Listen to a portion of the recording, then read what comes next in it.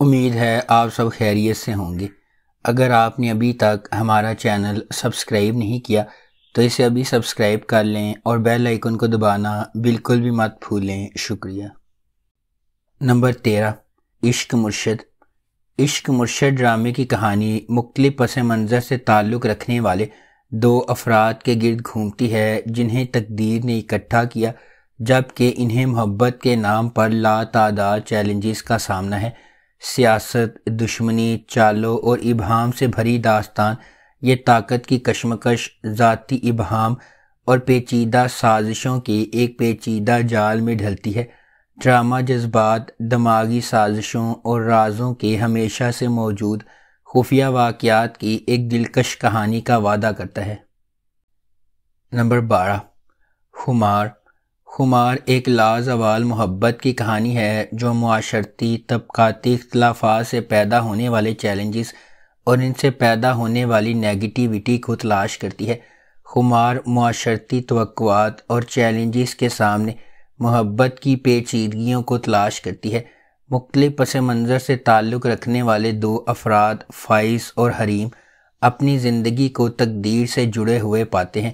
فائز ایک متمول گھرانے میں پیدا ہوا حریم سے بالکل متصادم ہے جو ایک نچلے متوسط طبقے کے پس منظر سے تعلق رکھتی ہے۔ ان کے اختلافات کے باوجود قسمت ان کے راستے ایک ساتھ باندھتی ہے۔ حریم اپنے بھائی روفی کی تعلیمی ضروریات اور اپنی والدہ کے طبی اخراجات کے درمیان پوری تنہائی سے کام کر رہی ہے۔ اسے متعدد رکاوٹوں کا سامنا ہے۔ اس کی جد و جہد کے درمیان فائز، روفی کا ایک دوست، خاموشی سے ان کی مالی مدد کرتا ہے اور حتیٰ کہ حریم کے لیے کام بھی لیتا ہے، اگرچہ وہ ہوشیاری سے کام لیتا ہے۔ نمبر 11، ظلم۔ ناانصافی اور طاقت کے خلاف مسلسل جنگ کی ایک سنسنی خیز کہانی۔ ظلم، اچھے اور برے کی بغاوتوں کے درمیان جنگ کی کشمکش کے گرد گھومتی ہے۔ جیسے جیسے مجرمانہ بالادستی کے سیاہ بادل معاشرے کو اندھا کر رہے ہیں، انصاف کے لیے ایک نوجوان لڑکی کی لڑائی اس وقت تک مشکل ہوتی جا رہی ہے جب تک اسے بچانے والا کوئی آ نہ جائے۔ نمبر 10، دوریاں۔ جب محبت پیدا ہوتی ہے یہ آفاقی قوتوں کی مرضی ہوتی ہے جو محبت کرنے والوں کو اکٹھا کرتے ہیں، لیکن کبھی کبھی تقدیر اپنا کھیل کھیلتی ہے اور محبت کرنے والے الگ ہو جاتے ہیں۔ دوریاں ایک ایسی محبت کی کہانی ہے جس کا سامنا انتہائی غیر متوقع رکاوٹوں سے ہوتا ہے۔ جیسے جیسے نمرہ اور ہارون قسمت کے کھیل کے آگے سر تسلیم خم کرتے ہیں، اس کے باوجود ان کے دلوں میں گہری محبت بڑھتی رہتی ہے۔ نمبر 9، سکون۔ سکون ڈرامے کی کہانی ایک محبت کی کہانی ہے جو رومانس اور بہت سے ڈرامے سے بھری ہوئی ہے۔ اس ڈرامے میں ثنا جاوید، احسن خان، خاقان شاہ نواز اور سدرہ نیازی مرکزی کردار نبھا رہے ہیں۔ ان تمام کرداروں کے ساتھ کہانی محبت، دھوکہ دہی، جھوٹ اور رومانس کا ایک پیچیدہ جال ہے۔ نمبر 8، نجات۔ انتخاب کے معمے کے درمیان پھنسے ہوئے مخالف قوتوں کی طرف سے گھسیٹے جانے والے انسانی ضمیر کا سفر۔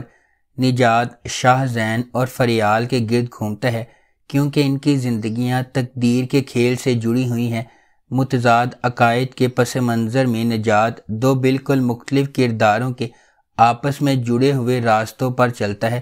ڈرامہ مختلف انتخاب کے ساتھ انسانی ضمیر کی کشتی کی زبردست تلاش کا کینوس بن جاتا ہے۔ جیسے ہی شاہ زین اور فریال زندگی کو بدلنے والے فیصلوں پر جاتے ہیں، وہ خود کو مخالف قوتوں کے پیچیدہ جال میں الجھے ہوئے پاتے ہیں۔ ڈرامہ سطح سے آگے نکلنے کا وعدہ کرتا ہے، روحانی عقائد کی پیچیدگیوں اور اندرونی جد و جہدوں کو تلاش کرتا ہے جو گہرے انتخاب کا سامنا کرنے پر پیدا ہوتے ہیں۔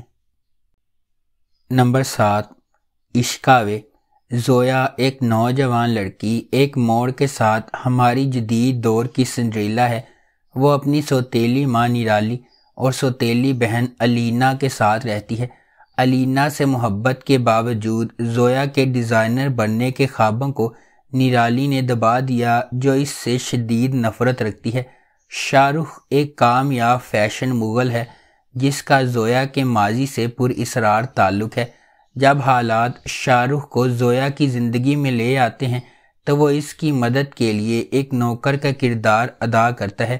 جیسے ہی شاہ رخ اپنے مشن کی پیچیدگیوں کو تلاش کرتا ہے، وہ اپنی اصل شناخت کو پوشیدہ رکھتے ہوئے نامعلوم قوتوں کی طرف سے کی جانے والی سازشوں سے اسے بچاتے ہوئے خود کو زویا سے پیار کرتا ہوا پاتا ہے۔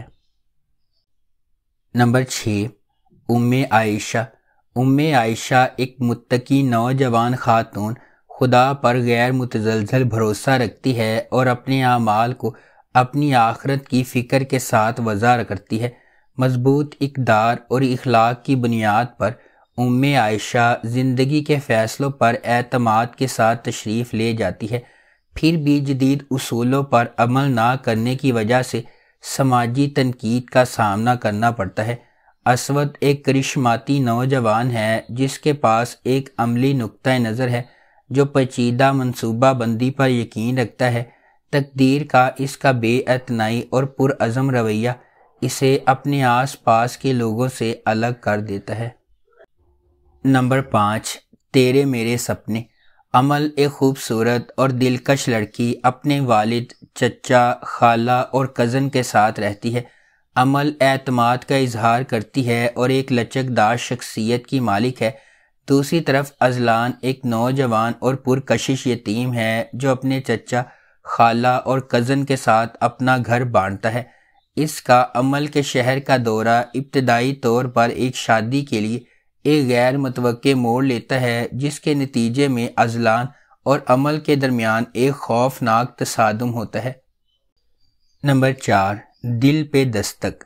غیر معمولی جگہوں پر لطیف جھگڑوں کے درمیان سعد اور سارہ کو پیار ہوتا نظر آتا ہے۔ اپنے ابتدائی شکوک و شبہات کے باوجود ان کے دل ایک دوسرے کی طرف متوجہ ہوتے ہیں، کسی بھی اختلاف سے زیادہ مضبوط بندھن باندھتے ہیں۔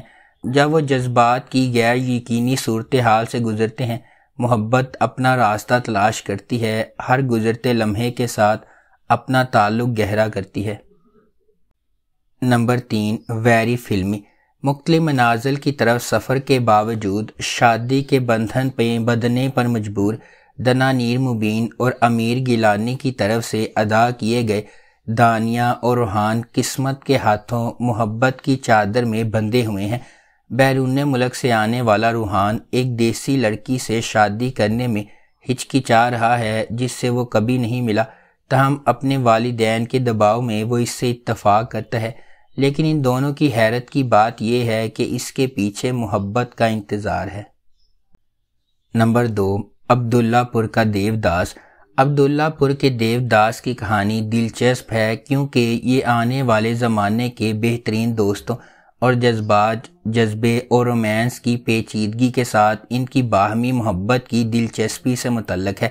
اس ڈرامے میں فخر، کاشف اور گل بانو کے کردار بالترتیب بلال عباس خان، رضا تالش اور سارہ خان نے ادا کیے ہیں۔ گل بانو دیوداس کے تخلص سے شاعر کی شاعری سے مسحور ہو جاتی ہے۔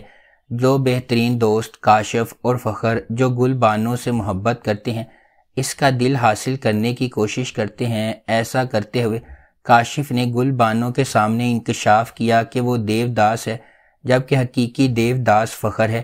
کیا گل بانو سے ان کی محبت بہترین دوستوں کو دشمنی میں بدل ڈالے گی؟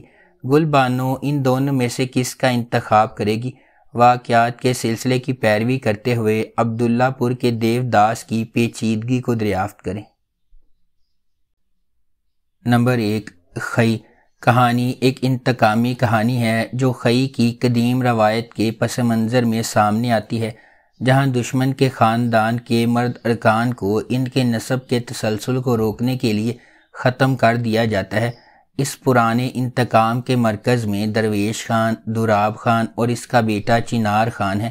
درویش خان اپنے والد کے دوراب خان کے ہاتھوں قتل سے پریشان ہے۔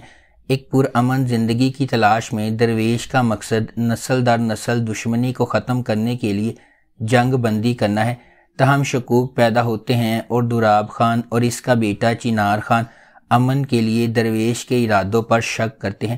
درویش کی حقیقی کوششوں کے باوجود امن کا پیغام دینے والے ایک مہربان انسان درویش کے گھر پر ایک جشن کے دوران واقعات کا ایک المناک موڑ سامنے آتا ہے جس سے زمدہ اور اس کے خاندان کے لیے بے پناہ تکلیف ہوتی ہے۔